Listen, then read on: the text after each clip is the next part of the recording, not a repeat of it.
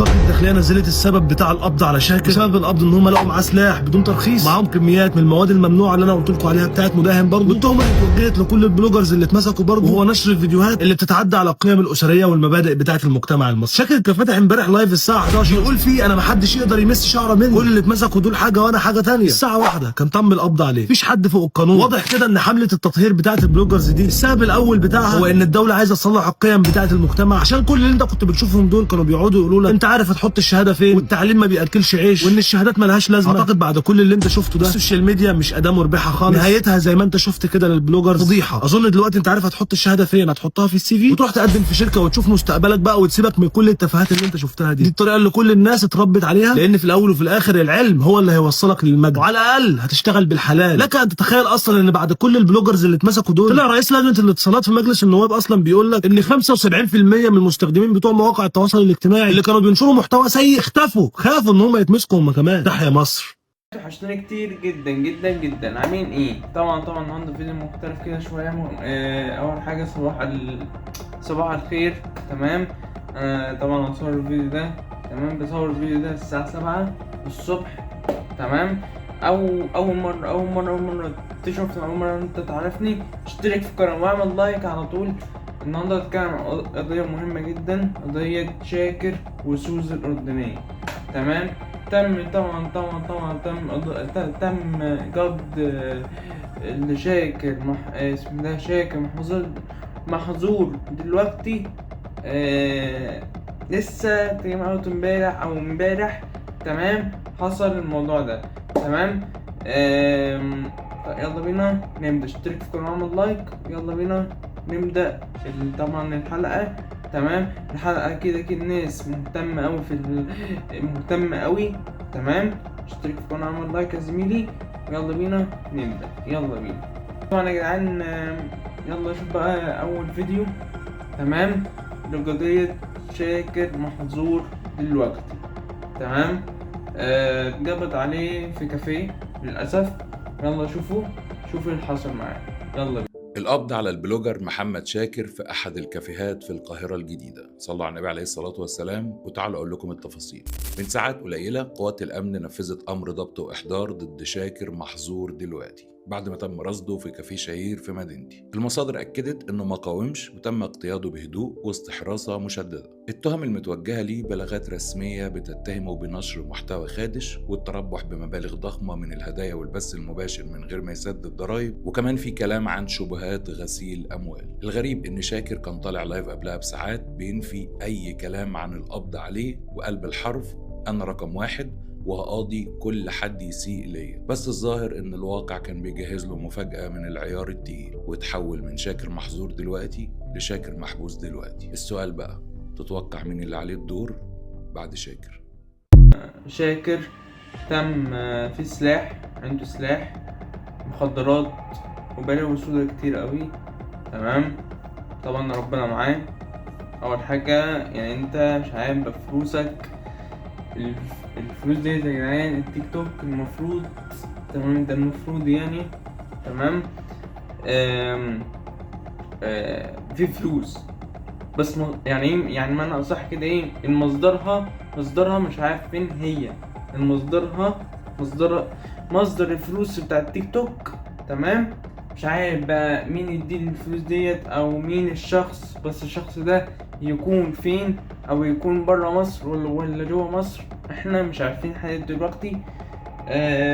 ربنا معاك طبعا يا شاكر. طبعا حبايبي كلهم مستنيينك.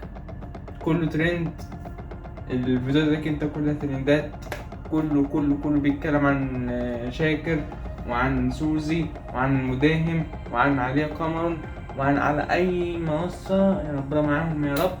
كلهم لابسوا في حيطة من اصح. تعالوا شوفوا في فيديو تاني برضو. تمام. تعالوا نشوفوا. يلا بينا يا اخواتي.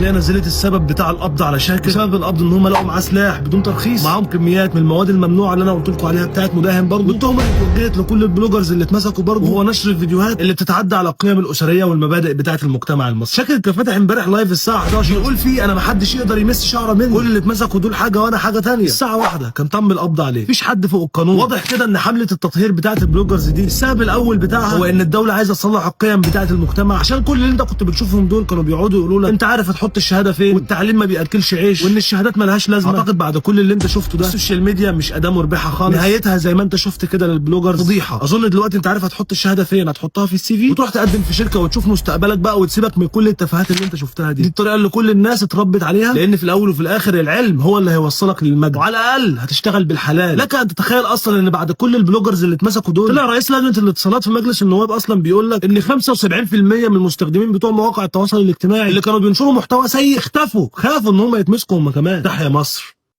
انا اساسا بالنسبه لي معرفش انت الفلوس اللي انت حطيتها مستثمار في حاجه تمام تشتغل فيها، يعني انت كده او بمعنى اصح كده تيك توكر تمام، او التيك توك معنى اصح في غسيل اموال. مصدرها فين احنا مش عارفين لحد دلوقتي. مصدر الفلوس اللي انت خدتها او خدت الفلوس ديت ولا الكلام ده معرفش. وزائد برضو سوزي الأردنية تمام. لحد دلوقتي غسيل الأموال بتاع سوزي الأردنية بكام؟ 15 مليون جنيه على التيك توك بس مصدرها فين احنا مش عارفين. طبعا ربنا طبعا ربنا معاكم تمام.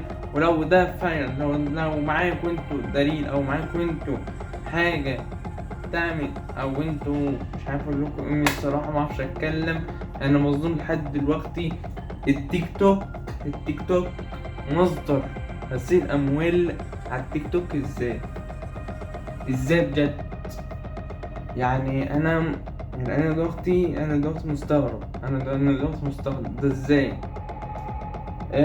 بس مش مهم تمام، مش مهم قوي من اصح. يعني ربنا معاكم. ده شاكر محظور محظور دلوقتي، اتقبض عليه في كافيه في القاهرة الجديدة تمام. وبس وربنا معاكم تمام، ونفوقكم ان شاء الله. ده تمام. ده فيديو لشاكر محظور دلوقتي. ندخل على سوزي الأردنية، اسمها الحقيقي مريم تمام. طبعا ناس كتير عارفين مريم او عارفين سوزي الأردنية. ازاي بقى اتشهرت ازاي في الصورة ديت، وازاي كمان استغلت الشهرة بتاعتها 15 مليون جنيه بالتيك توك، ومصدرها فين احنا مش عارفين، بس هنعرف في الحلقات الجاية. بس اكيد ناس كتير مهتمة وناس معينة بيتفرج على الفيديو ده. مش عارف اقول ايه، بس عايز اشوفه. سوزي قالت ايه اخر فيديو يعني اخر فيديو هي نزلته اتقبض عليها مرة واحدة، واتقبض عليها وهي موجودة في الشقة بتاعتها في مدينتي تقريبا، او في حتة كده في مدينتي تقريبا او كده تمام. تعالوا شوفوا الفيديو بتاعها، يلا بينا. دلوقتي انا جاي اوضح لكم حاجه. دلوقتي كل الاطفال والجيل اللي طالع محدش بقى بيقعد دايما على التلفزيون، او حد بقى بيتابع زي زمان المسلسلات، وبنستنى المسلسلات الهندي والتركي والكلام ده، ونقعد زي الاول ان احنا ننتظر والكلام ده. دلوقتي كله بقى بيتابع السوشيال ميديا، واكتر حاجه اصلا اكتف قوي هي التيك توك. ف المصريين مش بيتحبسوا عشان هما بيطلعوا على التيك توك. كل البلوجر بيتحبسوا، لا، في ناس بقالها سنين والحمد لله ربنا يحميهم، ما فيش اي ضرر ليهم خالص. ليه؟ عشان هما ما بيسقوش للجيل الجاي. يعني انا واحده من الناس كنت مثلا بطلع انفعل، كنت ممكن اشتم، كنت ممكن اقول افيه مش الطف حاجه حد يتعود او يتعلم مني، لكن الجيل الجاي احنا ما ينفعش نعمل قدامه ده. فبكده احنا بنتاخد، بيحصل معانا زي اجراءات او زي تحقيقات على الغلط اللي احنا بنعمله. لا ما ينفعش نسيء وما ينفعش نعمل كده، لان في جيل وفي اطفال وفي ناس طالعه بتتعود وبتتعلم مننا. ثانيه اعمل الفيديو بليز. ماشي تمام. دي الفكره. لكن البلوجر المصري ما فيش اي اساءه ليه او ما فيش هجوم علينا من ناحيه حاجه. هو من ناحيه لو احنا ما ينفعش نعمل كده، لان احنا بنسيء للمجتمع وللاسر، بنسيء للاطفال والجيل الجاي. لان دلوقتي انا مثلا واحده عندي 9 مليون، ففي اطفال بتحبني، فشافت سوزي وهي بتعمل كذا، فخلاص اغلب الاطفال هتبدا تعمل كذا. فانا ابقى انا نشرت حاجه غلط في مجتمع كامل. فهم بالرقابه والحكومه بتحاول توقف ده. لا، كل واحد هيتحاسب، كل واحد هيتعامل، لان برضو الاب والام مش طول الوقت هيفضلوا ان هم بيربوا عيالهم او هيفضلوا مع عيالهم 24 ساعه. في ناس بيبقى عندها اشغال، في ابهات متغربه وفي امهات متغربه، في اهل بيبقى عندها اشغال واخوات عندها اشغال. فاحنا مش لازم مننا ان احنا نطلع نخرب الدنيا على الميديا او نطلع بصوره وحشه. يا نطلع بصوره كويسه يا ما نطلعش، لان في جيل بيتعود مننا، وفي ناس اكيد مش كل الاهالي هتمنع اولادها من التليفونات او الكلام ده. فاحنا على قد ما نقدر نقدم محتوى كويس عشان ما نروحش في داهيه ونيجي في الاخر نقول احنا بنتظلم، اصل احنا بنتعمل، اصل الكلام ده. سوزي دلوقتي تمام بتقول كل الاطفال او كل الناس بيتفرجوا على السوشيال ميديا مش على التلفزيون ولا على الكلام ده. انتوا السبب من ناحية حاجات كتير قوي. انا واحد تمام بتفرج على التيك توك، بس مش على طول، عموما بتفرج عموما على التيك توك تمام، بس مش بعمل لكم فيديوهات والكلام ده، مش بعمل فيديوهات، انا بتفرج عادي جدا اي حد بتفرج عليه. اهم حاجة يا اخواتي البنات او الشباب، اهم حاجة مستقبلكم. ده اهم حاجة في الدنيا دي، مستقبلكم بس، في دراستكم، في الدنيا، في دراستكم، في كله تمام. مثلا واحد تمام مش مشتغل يخش على التيك توك يجيب، طب مصدر الفلوس ده كلها يا سوزي الدنيا فين؟ هي مصدر ده فين؟ المصدر الفلوس اللي انت 15 مليون جنيه مصدرها فين؟ وانت يعني انت، يعني انا اساسا مستغرب حته حاجه بسيطه، مستغرب انت سوزي الدنيا مش بتعملي لايفات زي الاول والكلام ده. في حاجه غلط، وانت بتعملي بس اعلانات على زي مطاعم، زي كافيهات، زي اسمه ده، زي المطاعم الفخمه والكلام ده. انت بتعملي كده ليه؟ في حاجه في الحته ديت تمام. وطبعا اشكر تمام اشكر طبعا الجمهور، يعني ايه الشعب، او المعنى اصح كده، مؤاخذة ناس في الكلمة، ايه معنى صح، تعمل فيديوهات كده ولا كده هتجيبوها على طول. شكرا ليكم بجد، واشكر ليكم بجد عشان انتم ناس زي العسل والله. وانا على فكرة فخور جدا تمام.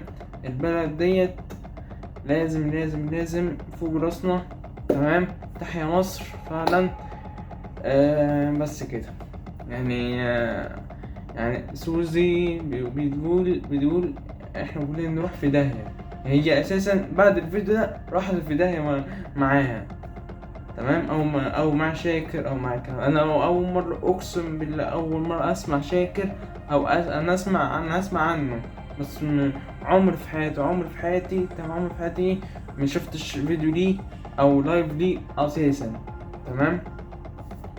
بس ربنا معاكم اولا، ويوفقكم يا رب، وشد حيلكم وبس. ويا ريت لما تطلعوا تمام ركزوا كده، تركزوا على طول في حياتكم تمام. ولكن نص الناس دلوقتي على السوشيال ميديا او الناس المشاهير مسحوا الاكونت او مسح فعلا كل الفيديوهات، قفلوا الاكونتات كلها من اصح. ربنا معاكم، ربنا يوفقكم يا رب. كده خلصنا النهارده الفيديو، يا رب عجبكم الفيديو ده. اشترك في القناه واعمل لايك، يا ريت يا ريت يا ريت يا ريت مهتم بالقضيه ديت. اقول لكم شكرا بجد مرة تانية وتالت ورابعة، عشان انتوا تساعدوا تشيل الناس اللي مش اي لازمة على التيك توك، نضفوا الابليكيشن بتاع التيك توك.